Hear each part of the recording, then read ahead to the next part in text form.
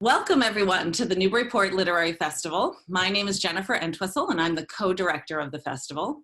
And we're so pleased to be able to bring you these added events for a mini history festival that we call Heroes and High Flyers, focusing on books honoring the men and women who served our country.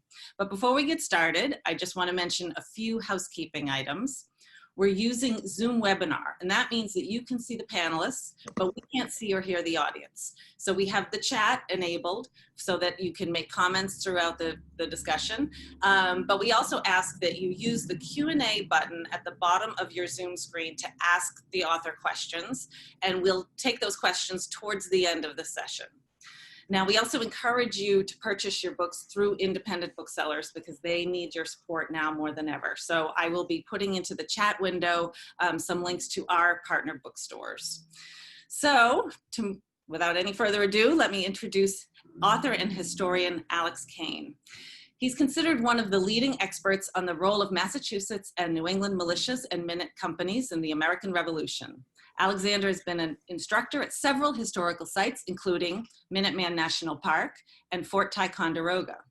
His two books are We Stood Our Ground, Lexington in the First Year of the American Revolution, and I See Nothing But the Horrors of a Civil War. He's currently working on 2 battlefield preservation projects in northeastern Massachusetts. And now I will turn it over to Alex. Welcome. Great. Yeah, thank you so much. It's absolutely a pleasure and an honor to be here. I do want to thank you for having me. And also, I would definitely like to thank the Newburyport Literary Festival. Guys, for the participants who are here for the first time, like myself, let's make sure we support this awesome organization. So be sure to attend the events that are scheduled throughout the day, as well as if you see any books you like that they're promoting, please grab them from the local booksellers. I know they could use our business. So I was asked to come in and speak today about the experiences of the men and women of Lexington and Concord. And I did actually present put together a slide presentation for you guys that we're going to watch as we go along here together. So let me set this up for you guys, and I apologize. Okay. So when I was asked to put together this presentation, I was asked not to speak specifically about the military engagements themselves, but actually speak about the men and women who were behind the scenes of this particular battle.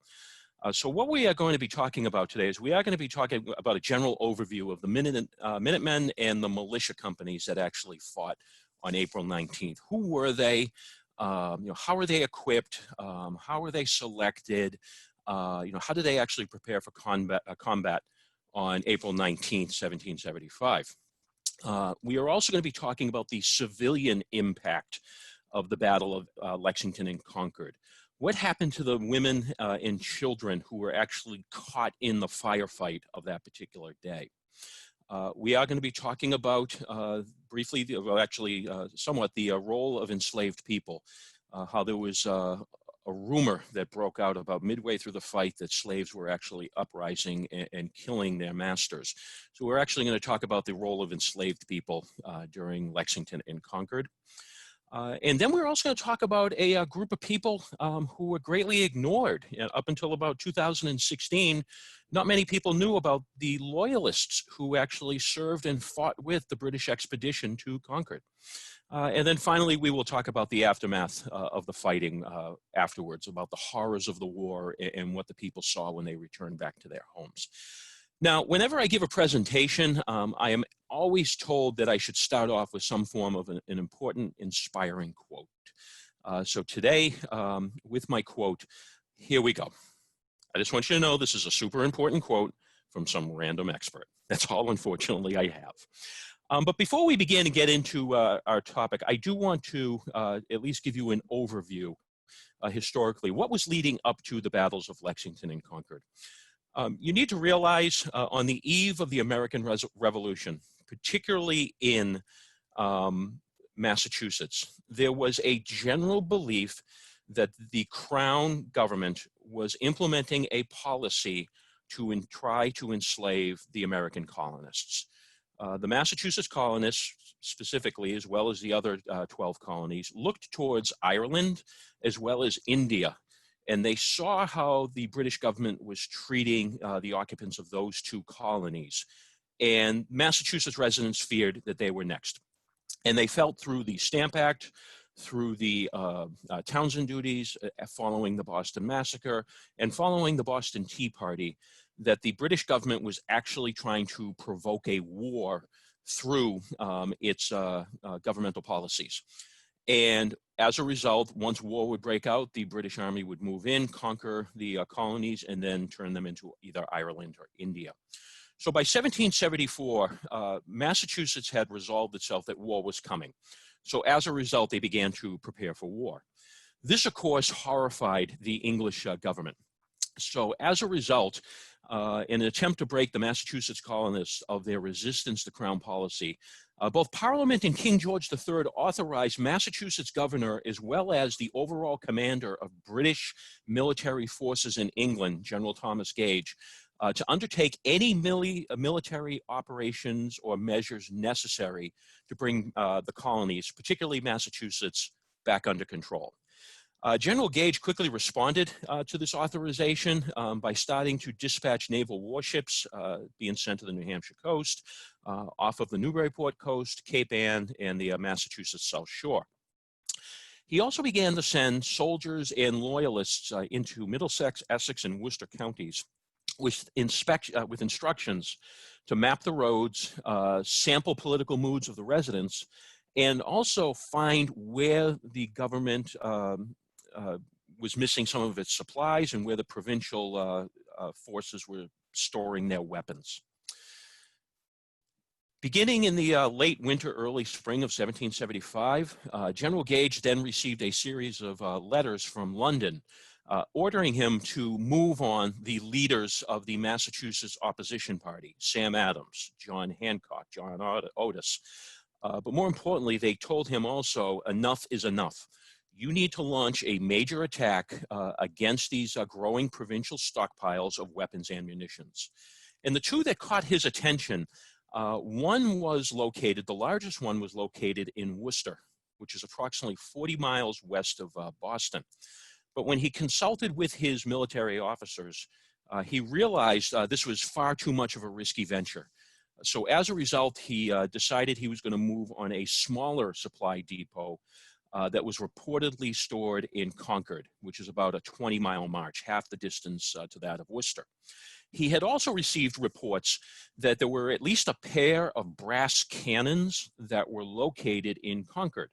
Now, artillery pieces, particularly cannons that are made out of brass in 1775, are considered weapons of mass destruction for the time. So as a result, Gage realized the urgency needed to move on Concord. So as a result, General Gage composed a plan which called for approximately 700 men composed of both light infantry and grenadiers. These are the elite shock troops of the soldiers that are stationed in Boston, as well as a company of Marines. They were going to march from Boston to Concord under the cover of darkness on April 18th, 1775. The image that is here is a modern drawing by Don Troiani, a historical artist. It is of a light infantry soldier from the 5th Regiment of Foot. The strike force under the was under the command of Lieutenant Colonel Francis Smith of the 10th Regiment of Foot. And the order, according to Gage, was to proceed with the utmost expedition and secrecy to Concord, where you will seize and destroy all the artillery, ammunition, provisions, tents, small arms, and all the military stores, whatever. But here's the important thing.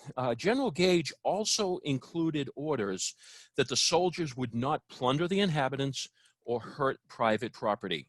You're going to see in a little bit the exact opposite happened after the Battle of Concord. This is the route that Lieutenant Colonel Francis Smith and his expedition was supposed to follow. They would row across the waterway, land in Cambridge, proceed to march from Cambridge up through Minutemen towards Lexington, and then head out to Concord and then work their way back. Of course, the only thing that was standing in the way of the expedition were the militia and minute companies of 1774 and 1775. So let's talk a little bit about these particular organizations and their important role that they played on April 19th, 1775. Again, as a matter of background, while General Gage is planning to put down military operations, illegal operations in the colony of Massachusetts, on the other side, you had the Massachusetts Provincial Congress. The Massachusetts Provincial Congress was sort of a de facto illegal legislative body that was working in opposition to British Crown policy, as well as the colony's governor, General Thomas Gage. When they realized that war appeared to be inevitable with England, the Massachusetts Provincial Congress looked towards the colony's militia system to serve as its army. And they recognized that they had to do what was necessary for the defense and safety of the province. The very first thing the Massachusetts Provincial Congress did on October 26, 1774, is they ordered the militias. Now, every town in the colony of Massachusetts had at least one militia company. For example, the town of Lexington, Massachusetts had one militia company. Some towns had multiple militia companies. The town of Andover, Massachusetts had 4 militia companies. The town of Newburyport, I have at least 4 to 6 militia companies were present. Amesbury had 4 as well. Bradford had 1. So the very first thing the Provincial Congress did was they ordered the militias from all the towns to meet right away and vote out the Loyalists who commanded their militia companies, and then proceed to elect officers, which the militias did. The next thing they did on the same day is they set into motion the formation of the creation of minute companies within Massachusetts. Now, the idea of Minuteman companies was not something new. Minuteman companies actually existed during the previous French wars, going back to the late 17th century, all the way up to the French and Indian War of the 1750s. There was some form of a defensive, rapid response military units that were often created in times of emergencies. The order that the Massachusetts Provincial Congress to create minute companies read as follows: the field officers so elected forthwith shall endeavor to enlist 1/4 at the least of the number of the respective companies, and form them into companies of 50 privates, who shall equip and hold themselves in readiness on the shortest notice from the said committees of safety to march to the place of rendezvous. Said companies would be formed into battalions or regiments and consist of 9 companies each. So what happened is the Massachusetts Provincial Congress was ordering each town, you need to take 50 men from your militia company and create minute companies. And then these minute companies from the various towns were then organized into county regiments. So here in the Merrimack Valley region of Massachusetts, you had Minuteman companies from Andover, Bradford, Methuen, Haverhill, Amesbury, and Salisbury. Each town had at least one Minuteman company, and they were all composed into a Minuteman regiment that was organized along the northern part of Essex County. Now, on top of that, the Massachusetts Provincial Congress decided that's not enough. We can't just simply order Minuteman companies to be created. We need to take steps to ensure that the militia and the Minuteman companies are sufficiently prepared for war. So on October 26, 1774, the Massachusetts Provincial Congress passed a resolution basically saying that all the militia companies were to start arming and equipping themselves, and they were also ordered to start utilizing the 1764 Crown Manual. This is a manual of arms, a drill. It is the same exact drill that was used by the British Army. So now you have Minuteman companies and you have militia companies that are trying to train themselves and arm and equip themselves so that they are on equal footing with the British Army. So by December 1764, Massachusetts Provincial Congress was going even further and saying, listen, we understand you're out there drilling. We understand you have made these militia companies, The militia companies are examining their arms and equipment. We know you've created minute companies. We just want to go back and make sure that you understand how important this is. And again, they began to actually specifically recommend to the minute and militia companies that each soldier be armed with muskets, bayonets, pouches, knapsacks, 30 rounds of cartridges and balls. So they were actually, at this point, giving them a specific list of arms and equipment that they needed to carry in preparation for a future war that was coming very quickly with England. So by January of 1774, you have 4 types of military units in Massachusetts that are actively preparing for war with England. They are arming and equipping themselves. They are drilling. They are trying to train to the same extent that the British Army is training. And they are conducting observations of the British Army in Boston. Your first group you had is the most famous. These are your Minuteman companies. When people think of Minuteman companies, they may think, oh, it was just a bunch of men who, from the town who got together and responded at a moment's notice. That's partially correct. The Minuteman companies on the eve of Lexington and Concord were basically boys and young men. These are the most physically active men and boys of the town.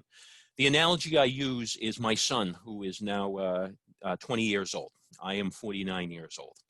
If you ask the two of us to sprint down Church Street in Merrimack, Massachusetts to the downtown square area, who is going to win the race? It's going to be my 20-year-old son because he's much more physically active and physically in shape than I am. So when the town started creating these Minuteman companies, they literally turned to the boys and young men of the town and had them fill the ranks of the company. So as a result, the average age of the Minutemen who fought at Lexington and Concord were between the ages of 17 and 25.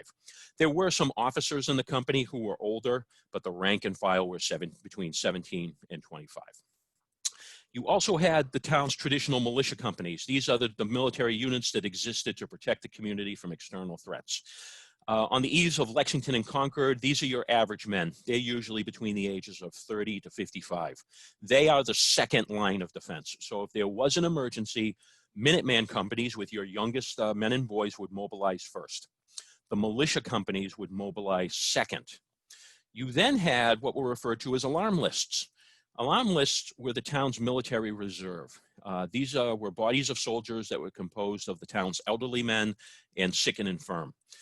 They would only be mobilized in times of dire emergencies. For example, in the village of Minutemen, which is now Arlington, Massachusetts, as the British troops were going to be marching back through their town on April 19th, 1775, the alarm list mobilized. The one neat thing that many people don't realize existed were independent companies. These were they did not exist in every town. They were rare, but they did exist in some towns in Massachusetts on the eve of the American Revolution. These were private military units composed of the elite, wealthy, or influential. And we know in the town of Newburyport, there was between one and three independent companies on the eve of the American Revolution. There was the Independent Marine Society, which had its own independent Marines, which was a private military unit preparing for war. There is a often mysteriously and vaguely referenced independent company that I've been unable to identify what group that was. And then Newburyport actually had a private artillery company as well. So in Newburyport, you actually had 4 militia companies, 2 Minuteman companies, and possibly 3 independent companies, all preparing for war leading up to Lexington and Concord. Interesting enough, to ensure that the Minutemen were actually taken care of, they participated, the towns actually participated and provided pay and reimbursement. So they provided a salary to those who joined the ranks of minute companies. For example, the town of Amesbury provided a pay of 1 shilling for every 4 hours that Minutemen were drilling in their town. The residents of Bradford voted to give every Minuteman $1 if they were ever called out on an emergency, and then $7 per month while they were in active service, which was actually a pretty good pay scale for the time. You had in Andover, they received 8 pence for every half day of drilling. And they would also receive once a month 1 shilling for drilling. If they were ever called for active service, 36 shillings per month. Methuen established a pay scale of 8 pence per day dedicated to drilling. So the towns were actually compensating their minute companies to ensure that they, when they were taken away from their farms or taken away from their responsibilities, that they were not financially suffering. As for drilling, as I had indicated, these were, Minutemen were utilizing British drill manuals, and they were drilling all the time. This is not something where the men just simply picked up their weapons and ran to stone walls to start shooting at British. They were actually out there drilling, performing maneuvers, performing the manual of arms, how to handle and care for their muskets.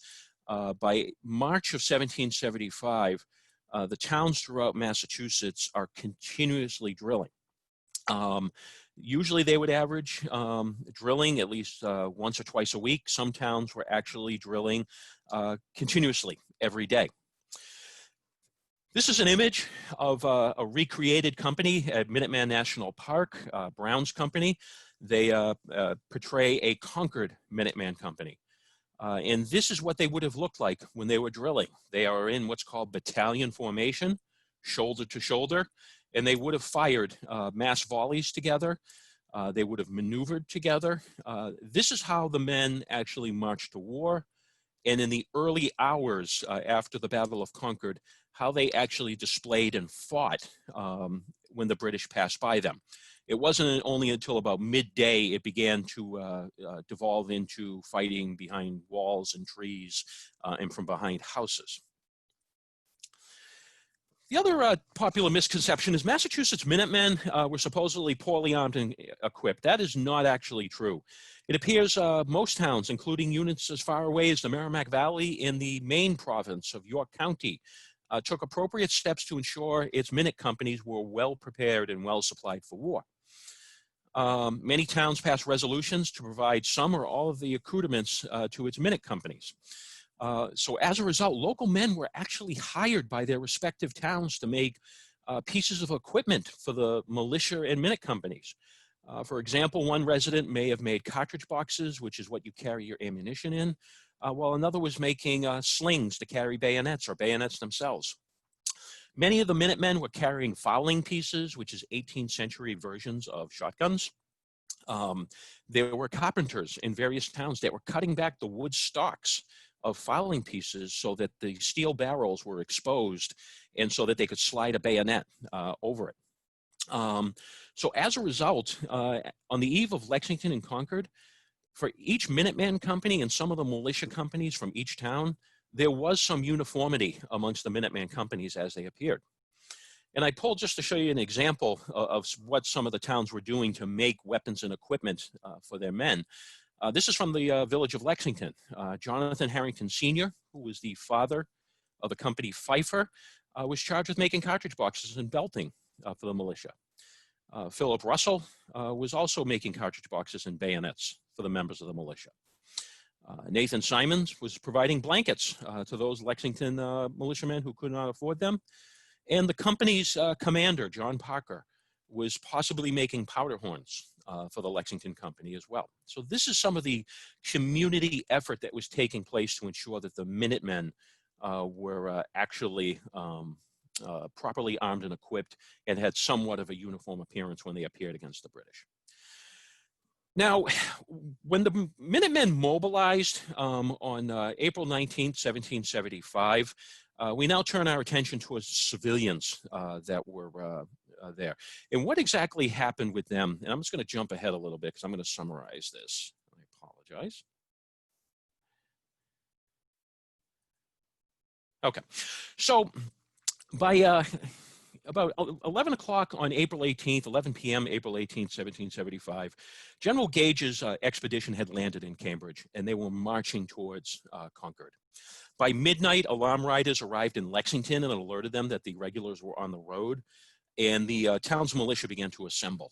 As a result, a massive panic set into the town. as the men were throwing on those knapsacks, putting on those cartridge boxes that the neighbors made, grabbing their muskets that had been modified by the town's carpenter. There were many women and children who were actually helping their men prepare for war. Anna Monroe, who was the wife of Lexington Sergeant William Monroe, started to bake bread for her husband.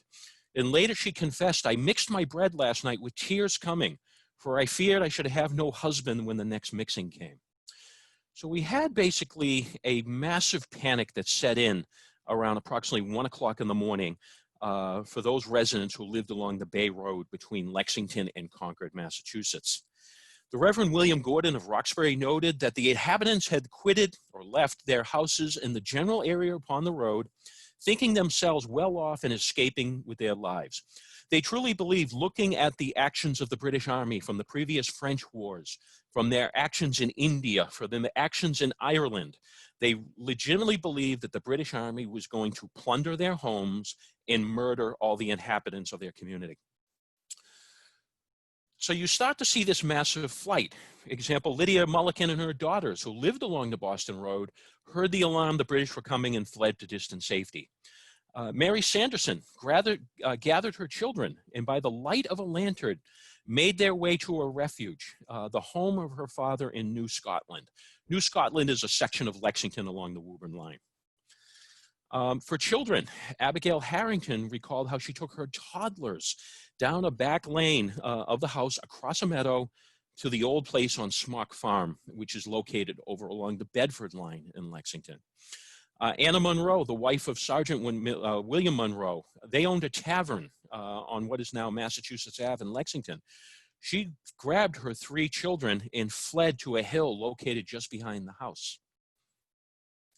Many of the people who actually fled were pregnant at this time. And it was particularly difficult for new mothers. 4 Lexington women, Sarah Merritt, Amity Pierce, Sarah Reed, and Betty White had recently given birth and was still bedridden on April 19th. 3 others from Lexington, Dorcas Parker, Elizabeth Estabrook, and Lydia Harrington were all over 8 months pregnant, and they had to flee their homes fearing that the British would slaughter them and their children. In Lincoln, in Concord, as the word reached them that the British expeditionary force was advancing into the countryside, once again, panic set in. Mary Hartwell recounted how she did up chores in the barn, cared for the children as well as she could, but she had the fear that she would never see her husband, who was, when she's telling this story, the grandfather, fearing that they would never see him again. In Concord, according to Martha Moulton, the entire town emptied out. The neighbors fled to neighboring woods and fled to neighboring towns to avoid the British column. So you have this massive panic that is setting in.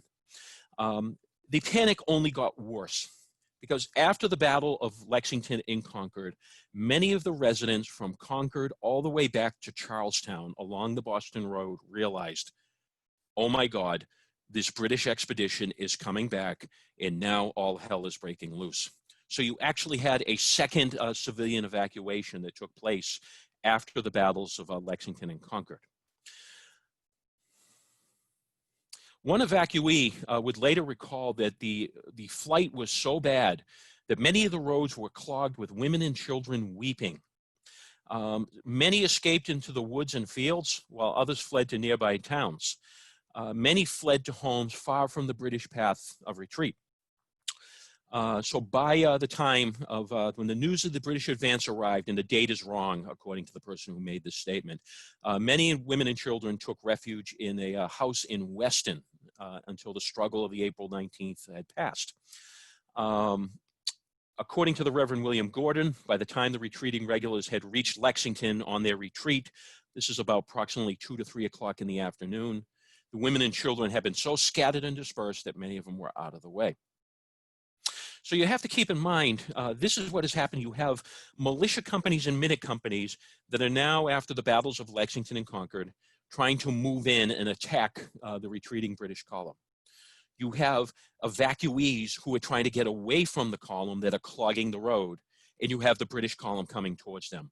This is the setting and the giant disaster that was April 19th, just to show you how overwhelming it was for all the parties that were involved on that particular day.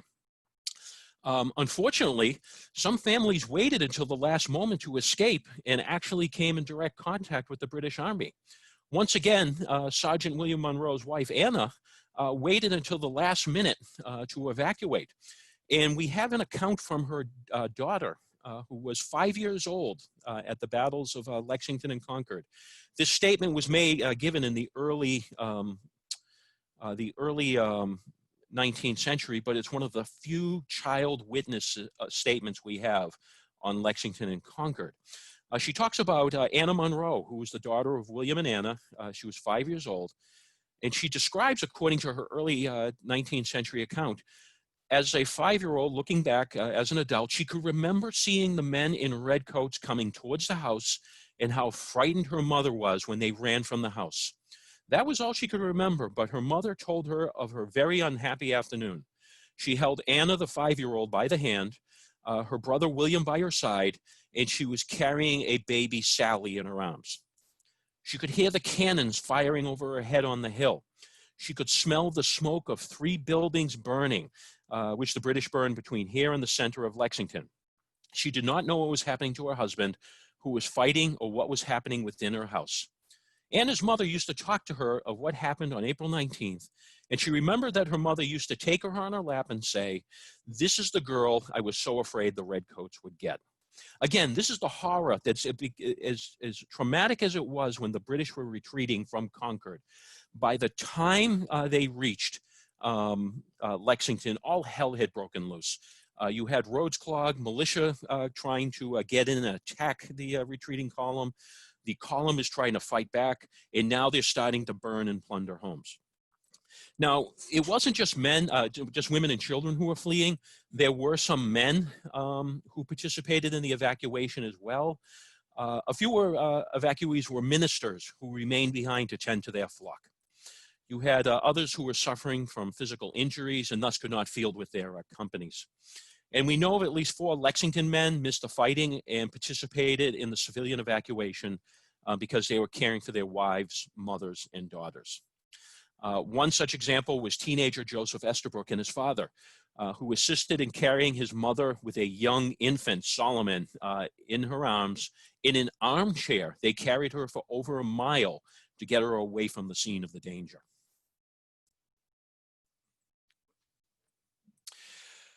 While all this is taking place, this following tragic event happened in Framingham, where a rumor started that there was a slave uprising, that enslaved people were actually now going to take advantage of the chaos being created by the British invasion and kill their white masters. It started in Framingham and spread all the way to Minutemen, again, which is now modern-day Arlington. In Minutemen, where women and children had fled from the safety of the firing and the fights, a rumor had started to circulate that the town slaves were about to launch a revolt and finish what the British had begun by murdering the defenseless women and children. When Ishmael, an enslaved man belonging to the Cutter family of either Minutemen or Cambridge, approached the house of George Prentice, one of the many terrified women gathered inside asked, "Are you going to kill us, Ishmael?" No, Ishmael replied. He wasn't there to kill them. He was there to see if they were actually safe. A similar fear overtook Framingham, where there was rumors going around that the enslaved people of the town had risen up in revolt and were coming to massacre them all. Of course, no revolt ever took place. But really what we should know is, what did the enslaved people do on April 19th? I've heard some local historical societies state that there was only about 10 to 25 enslaved men who fought with the Minutemen and Militia Companies throughout the day. That number is woefully inaccurate. Based upon my estimate, as well as other historians' estimates, we believe that the numbers were actually somewhere around 400 to 500 black men were actually with the Minutemen and Militia Companies fighting on April 19th. For those who did not fight, they were actually protecting their master's property. There is an account of an enslaved man who was watching British soldiers attempt to burn to the ground, a family's tavern. This enslaved man risked his life, ran through the firefight into the tavern and saved it from burning down. So these are men and women who were considered property under Massachusetts colonial law, and they are risking their lives either as Minutemen, militiamen, or unarmed civilians trying to protect property. And unfortunately, that's a story that does not get the attention that they so rightly deserve. For my final part, in the last 5 or 6 minutes that I have, I did want to briefly talk about the Loyalists of April 19th. What many people don't realize is that Loyalists actually also fought on April 19th, 1775. Many columnists who ultimately became Tories, people think that they were actually Harvard graduates or merchants or doctors or lawyers or ministers. The reality was most colonists from New England who remained faithful to the crown actually hailed from the middle and lower classes of the American colonies. They enjoyed neither wealth nor privilege, but they were horrified by the lawless nature of the rebels located in the interior communities. And on April 19th, one group that has been noticeably absent from period accounts of the battles of Lexington and Concord were the Loyalist guides who assisted the military expedition to Concord. Based upon my research, we believe there's actually 13 guides, 13 male Loyalists who risked their lives and assisted in Gage's military operations. They participated either in coming out to Concord or as part of communications between Concord and Boston. They served a variety of roles. But there are period accounts that several Loyalists were present with the column and served as guides. Why do you recruit them? Well, in the days leading up to the March of Concord, General Thomas Gage actively recruited Loyalist men to assist in the military operation. They were familiar with the countryside, especially the route from Boston to Concord. They were familiar with the location of the hidden military stores in Concord. Some of the Loyalist guides who went out to Concord were Concord residents. It's safe to say they weren't welcome back after that. Some had previous military experience and as a result could assist in identifying hostile forces as well as potential ambush sites. And finally, because some of them were mounted on horseback, they could actually serve as a line of communication between Boston and the battlefront. They were interspersed throughout the entire column. And interesting enough, at the end of the, and I'm going to jump ahead because I just want to get to one last thing. At the end, General Gage never reported them in his official reports to London because he was trying to shield them from retribution from their neighbors and family members who were against them being loyal to the crown. So in the final 2 or 3 minutes, I just wanted to at least share with you just a snapshot of the brutality of the day and what people saw in the day after. I've described to you how Minuteman companies were trying to get into the fighting. Civilians are trying to evacuate. Colonists are trying to avoid the fighting. So we have this account that came from Needham, Massachusetts, where this particular militia company mobilized at 9 o'clock in the morning. And they actually described that they could easily trace the march of the British troops from the smoke from the houses they were burning arising over them. And they could hear from miles away the report of the cannon and the platoons being firing by the British. This is what these men are marching into, this giant hell on earth firefight that's taking place. For the aftermath in the last minute, I just want to share, as the Reverend Gordon described, in the aftermath of the fighting, when people returned to their homes, you would have been shocked at the destruction that had been made by the regulars, as they were miscalled, had you been present with me as you beheld it. Many houses were plundered of everything valued that could be taken away, and what could not be carried off could be destroyed. In Lexington, Andover militiamen, as they are marching through, described how they saw houses burned, cattle, hogs, and horses were killed, houses were plundered, windows broken, furniture broken. In Minutemen, the sad story Hannah Winthrop and her husband described, how they started the journey back from Andover to their home in Cambridge, and they saw the horror that was Arlington. They described how they came to Minutemen, and they saw that the roads were filled with mangled bodies, and how they met one affectionate man with a cart, looking for his murdered son, and picking up his neighbors who had followed in battle, in order for their burial. So this, ladies and gentlemen, was actually the fighting that you would have seen, the experiences of everybody that was involved in the men and women that took place on April 19th, 1775. So with that, I will stop talking, and I will be more than happy to answer any questions everyone has. Thank you so much, Alex. That was really great. No problem. You know, one question I wanted to ask, you talk about the misconception about the Minutemen and the militia not being, you know, well prepared or having weapons. So, you know, that rang a bell with me in this day of fake news. Why do we have that misconception? Because I feel like I heard that story growing up, like that we were the underdog and didn't have weapons and the British came. You know, what perpetuated that? It started during the centennial in 1875, when during that time you're in the aftermath of the American Civil War. And at the same time, there's this attempt to rebuild the nation. And two, there was this attempt to almost promote individuality. You're seeing where people who are basically immigrants and lower class people who are toiling away in mills and various places. How do you get them inspired by their individuality?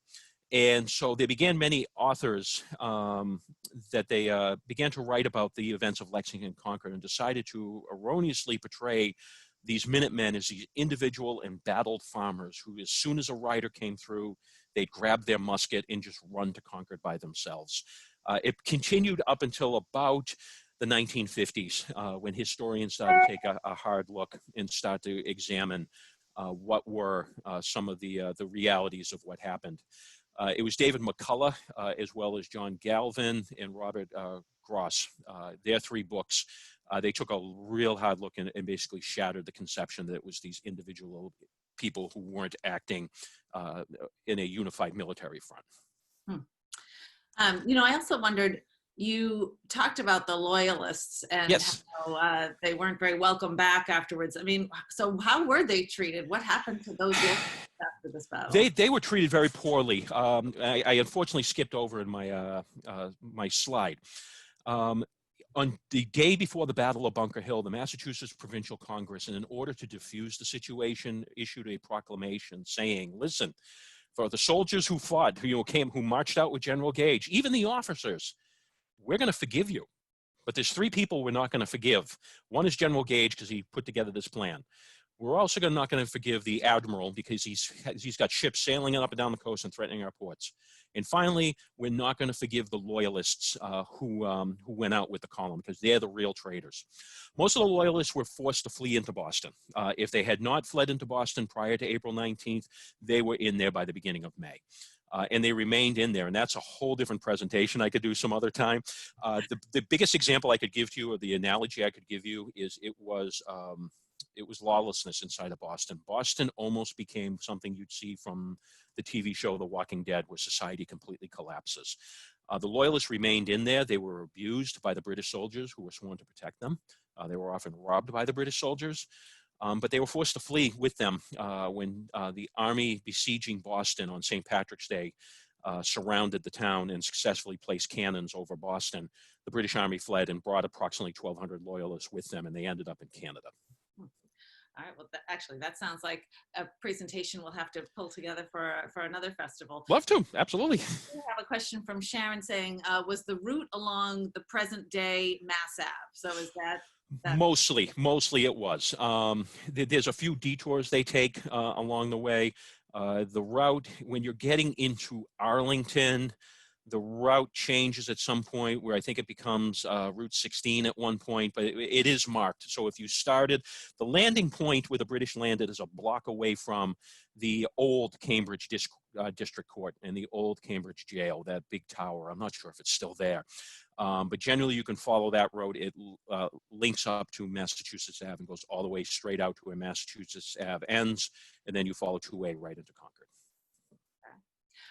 And we do have one question here that's a little different.